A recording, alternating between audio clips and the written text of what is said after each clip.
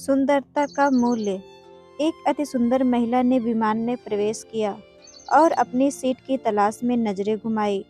उसने देखा कि उसकी सीट ऐसे व्यक्ति के बगल में है जिसके दोनों ही हाथ नहीं है। महिला को उस अपाहिज व्यक्ति के पास बैठने में झिझक हुई।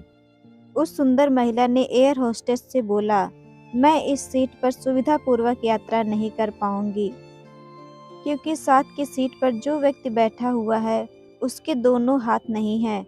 उस सुंदर महिला ने एयर होस्टेस से सीट बदलने हेतु आग्रह किया।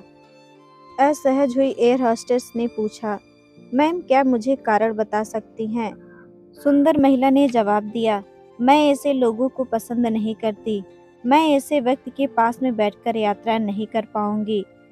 दिखने में पढ़ी लिखी और विनम्र प्रतीत होने वाली महिला की यह बात सुनकर एयर होस्टेस अचंभित हो गई। महिला ने एक बार फिर एयर होस्टेस से जोर देकर कहा कि मैं उस सीट पर नहीं बैठ सकती, अतः मुझे कोई दूसरी सीट दे दी जाए। एयर होस्टेस ने खाली सीट की तलाश में चारों ओर नजर घुमाई पर कोई भी सीट खाली नहीं दिखी। एयर होस्टेस ने महिला से कहा कि मैडम, इस इकोनॉमी क्लास में कोई सीट खाली नहीं है, किंतु यात्रियों की सुविधा का ध्यान रखना हमारा दायित्व है, अतः मैं विमान के कप्तान से बात करती हूँ। कृपया तब तक थोड़ा धैर्य रखें।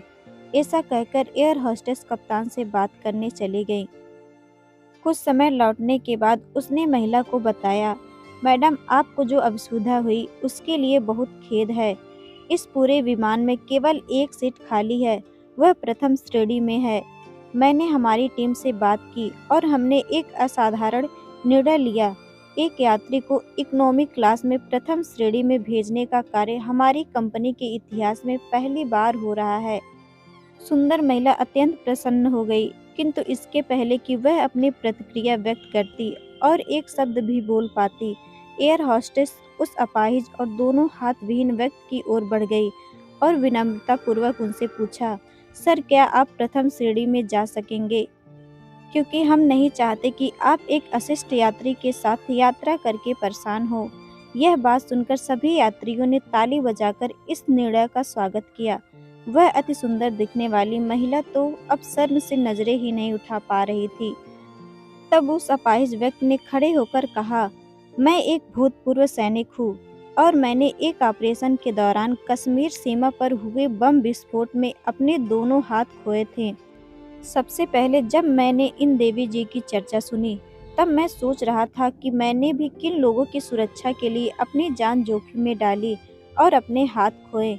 लेकिन जब आप सभी की प्रतिक्रिया देखी, तो अब अपने आप पर गर्व महसूस हो रहा है कि मैंने अपने देश और देशवासियों की खातिर अपने दोनों हाथ खोए। और इतना कहकर वह प्रथम श्रेणी में चले गए। सुंदर महिला पूरी तरह से शर्मिंदा होकर सर झुकाए सीट पर बैठ गई। अगर विचारों में उदारता नहीं तो ऐसे सुंदरता का कोई मूल्य नहीं है।